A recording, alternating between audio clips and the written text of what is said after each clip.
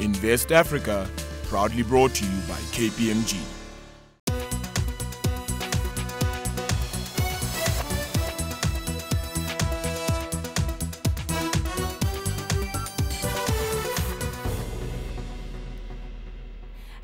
And a warm welcome to Invest Africa. I'm Nozipho Mbanjwa, and thank you for making the time to join us.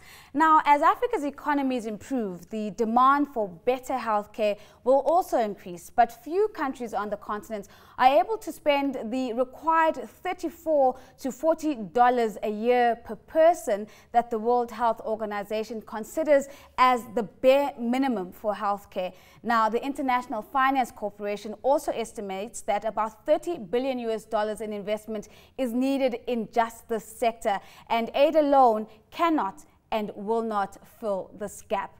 Joining me to share their insights on this matter is Dr Anuschka Coovadia. She's the head of healthcare for KPMG. And in Nairobi, I'm joined by Dr Victor Ngani of the Kenya Medical Practitioners, Pharmacists and Dentists Board. Thank you so much for making the time to join us. Anuschka, let's start off just by getting a sense from the KPMG perspective. What is the state of healthcare on the continent? Nozipho, healthcare is in a tremendous state of flux. We're dealing with a changing patient population. We have trends of rapid urbanization, poverty, inequality, and a huge geographically and economically and culturally diverse population. And so as the population is changing, the healthcare systems are battling to keep up with these changes. So we're hearing that we're in a space of a changing system, and one that healthcare systems are unable to keep up with the demographic demands. Victor, let me come to you, and let's get a really focused view coming out of the Kenyan context. Does the same hold true for what we hear from Anuschka for the Kenyan context? Yeah, absolutely. We are seeing a bit of a change in the Kenyan context. Since independence, healthcare has never really been a priority. But with the increased democratic space, with the changing political situation, and with increased economic power, we are seeing two things happen. People are beginning to take healthcare seriously. We are not yet where we want to be, but at least the conversations on healthcare beginning to happen. And then at the same time, as we get economic empowerment, we are having people in a state where they are better able to meet the cost of healthcare. Well, this is still applies to a minority of the population, because most of the Kenyan population are still way below the poverty line, but there is some movement in this area. Victor, I want to stay with you for a moment, because what you're highlighting is that there is increased consumer awareness of the need for healthcare and a desire to access healthcare. But let's talk about the priority being on the part of the fiscus. Is government spending more on healthcare, and by doing so reflecting that this is a priority? Well, unfortunately, one of our bigger problems in Kenya has been a lack of government expenditure on healthcare. I think we were party to the budget declaration that said we spend 15% on healthcare, but we've not quite done that. About 3 years ago, we were spending about 6% of our national budget on healthcare, and that figure has gone down progressively over the last 2 years. And in the last budget, we were spending about 4.8% of our national budget being allocated to healthcare. So we've been on a downward trend, and that has really left a big gap for us. Anuschka, does that trend hold for the broader continent, that healthcare is falling off the radar as an investment priority for the various governments? Well, on average, African countries spend about 6% of GDP compared to a global average of 9%. And what we also need to remember is that there's a huge latent burden of disease that is actually not being met over the last few decades. So I think that many African countries have committed to expending at least 10 to 15% of GDP on healthcare, but few have failed to realize this. And let's stay on what they're spending on. Is this infrastructure? Is it access to medicines? Is it innovation and developing new patents? Where's the money actually going? A large amount of the resources are used to finance existing infrastructure. Many countries are trying to upgrade infrastructure. And then in healthcare, it's inevitable that a large amount of your costs are human resources costs. Of course, medicines will be a stable proportion, and many African countries are obviously moving towards more generic utilization. But I think that the bulk of the costs still sit between infrastructure, your human costs, and then medicines. And Victor, how does this compare with our East African experience, where the vast bulk of the purse is actually sitting with human resource costs and infrastructure? Does the same tally for that market? Well, in Kenya, I'll give a very good example. I think this government has, for the first time, invested significantly in healthcare.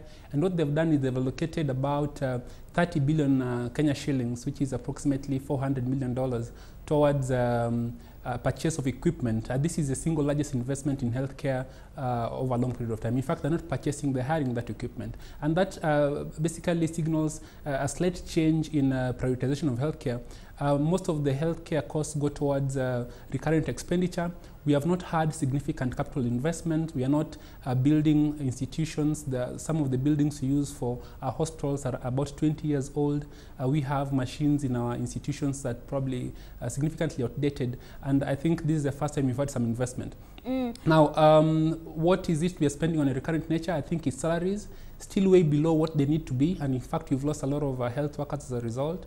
But we are not really investing additional money, funds into the healthcare system in Kenya besides this one plan to hire equipment. And there are deficits. In fact, if you look at what is needed, then you'd probably put human resource ahead of everything else, because we are seeing a continuous exodus versus a growing population that would be better served with having more health workers available to use this equipment. So what I'm hearing from both Victor and yourself, Anuschka, is that there's a funding deficit, rather, that exists in the healthcare space. And before we get to the potential role that the private sector can play in meeting that need, let's just get a snapshot understanding of the cost of healthcare. Is that coming down? Is healthcare becoming more affordable for the average African? I think that we have no idea what the true cost of healthcare is on this continent, because up to 85% of expenditure in healthcare is out of pocket. So it's very difficult for us to understand the impact that is leveled at a household level. Generally, most people, as in part of the consumer market, are experiencing increased costs to meet the basic healthcare needs of their family. And the greatest challenge that we face as an African continent is that we have a very low population who have prepaid healthcare coverage.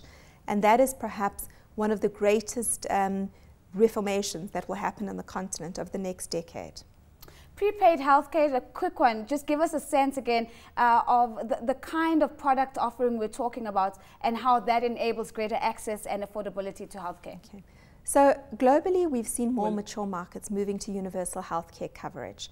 And what this does is it removes the financial catastrophical effect from a family when it comes to their family getting sick. And essentially, there are many different sources of this funding. It could be private sector funding or state sector funding, but every citizen in the country has access to free healthcare. It might be a certain package or basic package of healthcare, but the entire population is covered by one form or the other of healthcare.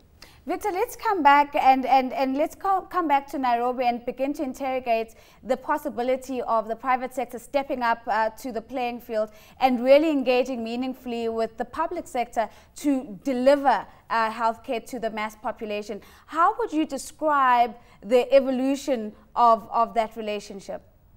Well, I think in Kenya particularly, the private sector plays a very important role in provision of healthcare, primarily because due to many years of underfunding, the public sector healthcare system didn't quite grow. And there's an increased demand for quality healthcare. And this has been shown by what we are seeing happening in some of the private institutions that we have.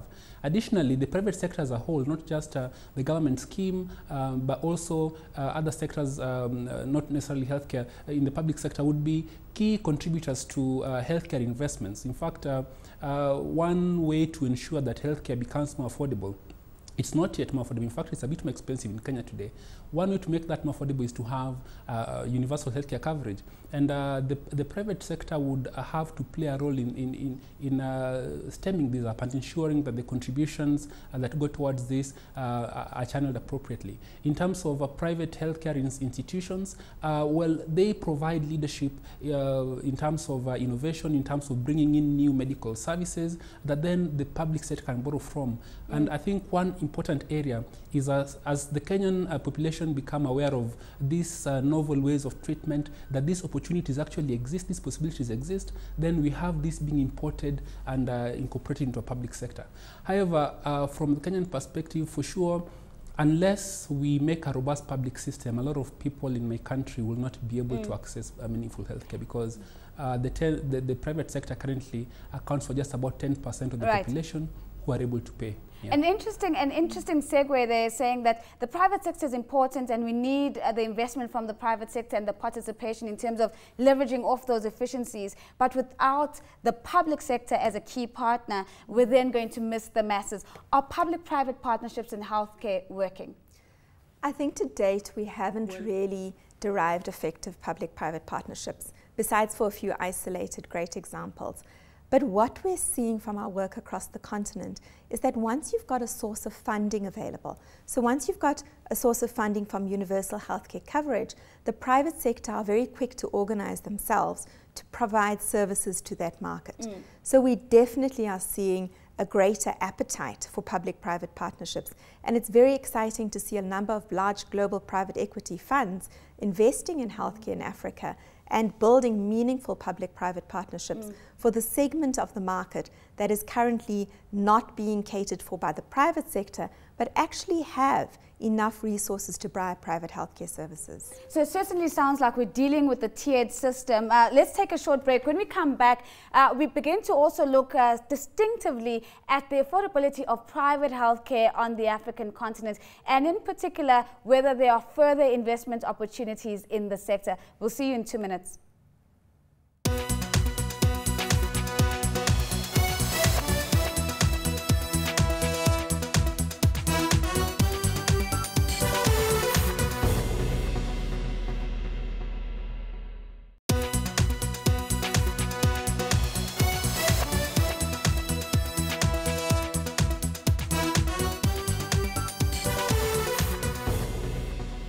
Welcome back. You're still watching Invest Africa, and with me tonight I still have my guest. That's Dr Anuschka Coovadia. She's the head of healthcare for KPMG, and Dr Victor Ngani of the Kenya Medical Practitioners, Pharmacists and Dentists Board. Now, before we went to the break, we were grappling with this idea of increasing the accessibility and the affordability of healthcare broadly across the continent. Let's focus now on the provision of private healthcare, and I want to start in Nairobi. And Victor, I want to bring you in, but perhaps give us an understanding of how big is the private healthcare market in Kenya compared to the broader public market that is available?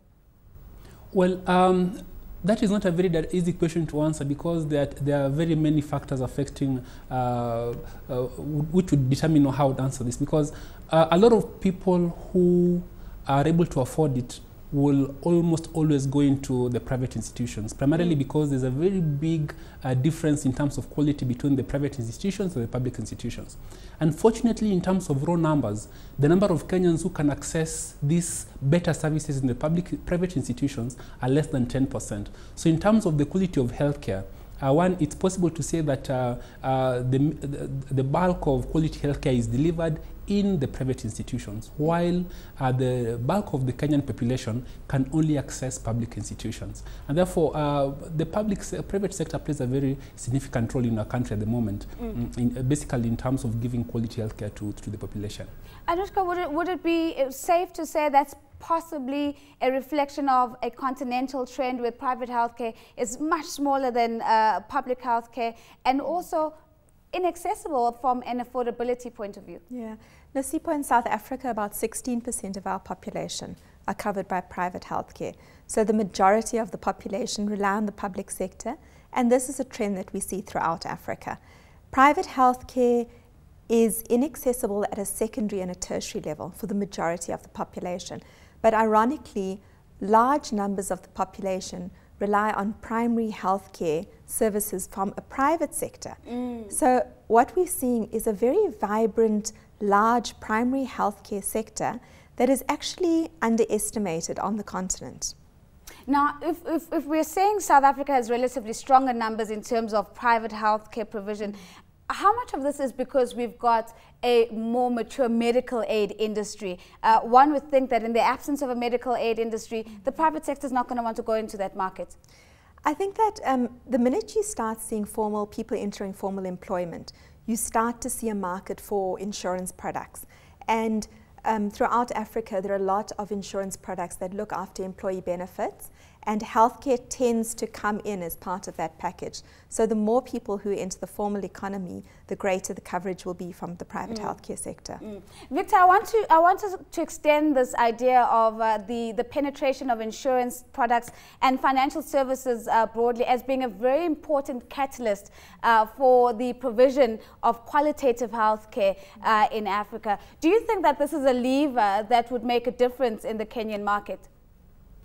Absolutely, and I think the Kenyan population is alive to this, as well as the policymakers, to the extent that we are seeing a lot more investment, a lot more energy being directed towards this, ensuring that insurance cover improves. Currently, we have a social insurance scheme, the NHIF, that covers about 20% of the population. We have probably an additional 10% of the population covered by private insurers, though they must have dual insurance from both the national scheme as well as the private companies that they work for. Now, one of the bigger challenges we've had in our country is that everybody needs healthcare, but the ability to pay is significantly different from region to region. And if we are able to ensure that everybody has access to some form of insurance, then we will see a greater ability to pay, lower default rates, and greater profitability from the investments in healthcare. And recently, the National Health Insurance Fund increased their rates significantly. There are issues in that regard as well that are not very straightforward, but definitely increased insurance creates a new opportunity that allows greater investments and greater returns due to lower default rates. Yes. That's an important point that you raised there, Victor, about the National Health Insurance Fund, because South Africa is on a similar journey. Yes. We're trying to figure out how we're going to fund a national health insurance scheme. Anuschka, give us a sense of whether you think this is something that within the South African market can be funded, will have the requisite consumer buy-in, and could work as well as other markets like we've seen in the UK and elsewhere. It took the mature markets many years to set up a national health insurance fund, but it is clear that it is the only way for us to achieve our economic development growth targets and social cohesion. So the government have committed to working towards implementing a national health insurance fund. Currently, we're waiting for the issuing of the white paper, which will come out hopefully in the next few months, and that will determine how we move forward as a country to progressively realize it. Now, if a national health insurance fund were to come into existence in South Africa, and rather I should be saying when it does come into existence, who's going to get the negative backlash off the back of this? I'm immediately thinking private healthcare providers who now can't rely on just their medical aid revenues to come in, because there is an alternative for consumers to tap into. You know, nobody really knows right now, so we're still waiting to see what the terms of the fund are. But there are potentially huge opportunities for the private sector. So there is the opportunity that the private sector will be able to provide services to the members of the population covered by the National Health Insurance Fund, which will open up huge markets for the private sector. There is also the opportunity that private medical schemes and insurers may be able to administer part of the funds. So again, this is another opportunity for the private sector to meet the needs of the country. So, Victor, Kenya is certainly a couple of steps forward ahead of South Africa when it comes to just having a national health insurance fund. But maybe if you could share with us some of your insights in terms of what works and works well from the national insurance scheme that Kenya currently has, and what doesn't work, so that the likes of Dr. Anuschka in South Africa could pick up from that and say, this is not to be extrapolated and replicated in any other market. Well, one thing that works definitely is that people who ordinarily wouldn't have access to healthcare from a financial standpoint then have an opportunity to access healthcare. And that's the underlying principle, really, and it's definitely a good thing for the country. But what has failed to work in our country is are issues of governance and integrity, transparency, accountability, to an extent that a while back, about 2 years ago, the insurance fund was spending about 45% of all its collections on administrative duties and only 55% on meeting the cost of healthcare. There have been some reforms due to activism from various bodies, and I know that as of last year, that ratio had dropped down to 30%, and there's an intention to drop it down further. Now, the other thing is, we had a difference in allocation of funds. A large chunk of the monies were going to friendly institutions versus public institutions, while that's probably not ideal. But I also want to say that just going back to an earlier question, in a space as exists in Kenya today, in East Africa today, where there is a greater economic empowerment, a growing middle class, a greater appreciation of health insurance, a greater interest in healthcare, there's a very big potential for private sector investment in healthcare. And in fact, that's one thing that we're beginning to witness. Many companies are coming in from India, from Europe, bringing in their products. The recent acquisition of equipment, this is direct public private partnership where the government has injected $400 million to ensure that there's equipment being provided by the private sector to our public institutions. This is a very exciting space, I must say, lots of potential going forward. So an exciting investment opportunity for the private sector. I want us to shift gears for a second, Anuschka, and talk about the skills drain in the medical field. For many, many years, we saw other markets like Europe benefiting tremendously from the medical skills that we had grown in South Africa and Africa broadly. Is that changing? Is that trend of a loss of skills starting to turn around? And if it's not, why not? Nozipho, it's funny because when I qualified, more than half my class moved overseas to the UK. But now the feeling that I get from young graduates is they want to be in South Africa. They want to stay in Africa. They want to work amongst their communities. They just need the enabling environment. And I believe that this is changing. I believe that we are starting to offer healthcare workers a long and prosperous career path, and that will really drive our retention of our healthcare workers. Victor, I want to bring another element of the skills conversation because Anuschka is suggesting that there is a change for the positive in terms of redirecting the skills back onto the continent. But what about the battle between the public and the private providers when it comes to fighting for skills? There's always been a sense that private players poach skills from the public sector, and this has always created some degree of tension and mistrust between the two sectors. To what extent is that true and reflective of what you see in Kenya? Well, first, just going back a little bit, I just want to express my pleasure at discovering that in South Africa, doctors now want to stay in South Africa. In fact, about 3 years ago, we were beginning to see a reversal of the brain drain that we had in our country where we lost most of our doctors. In fact, in 2007, a report appearing in the British media indicated that 52% of our Kenyan doctors had gone out to Europe. Now, we had reversed this briefly at the end of 2011, 2012. But unfortunately, that's not the case anymore. If you follow Kenyan events, you realize that there was the evolution of healthcare, where healthcare was sent out to the local governments, about 47 local governments, and this was done in a situation that wasn't very well thought out, and it was a bit hurried before structures were put in place.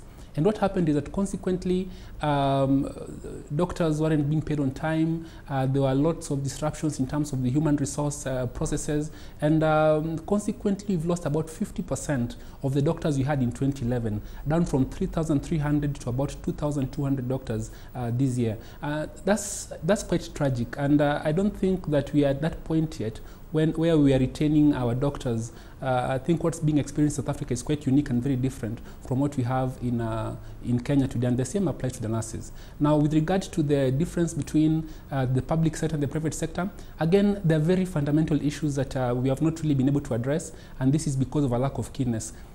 The tragedy is sometimes that in our country, we don't really value the opinion of the players in the health sector, so that you'll find decisions on healthcare matters being made by lawyers and other categories of workers, and whereas the key bodies in healthcare are a bit neglected. It's a political space that needs to change in our country for us to begin to see a difference. And what has then happened is that even though there are fewer private facilities, they have probably more health workers than we'd see in the public sector. So, Anuschka, as a final question, you're engaging with African governments across the continent. From a policy priority perspective, what are you advising them as KPMG in terms of growing the depth, the muscle, the strength of their healthcare provision? Healthcare is an ecosystem. So a part of it is clinical services provision, but there are many other parts that are involved. And these involve governance, regulatory structures, distribution services, supply chain management, organizing providers into teams, utilizing new technologies. So our work is very diverse across the continent. And a lot of it has got to do with bringing disruptive innovation into markets and allowing us to really leapfrog forward instead of following the same trajectory that other mature healthcare systems have followed.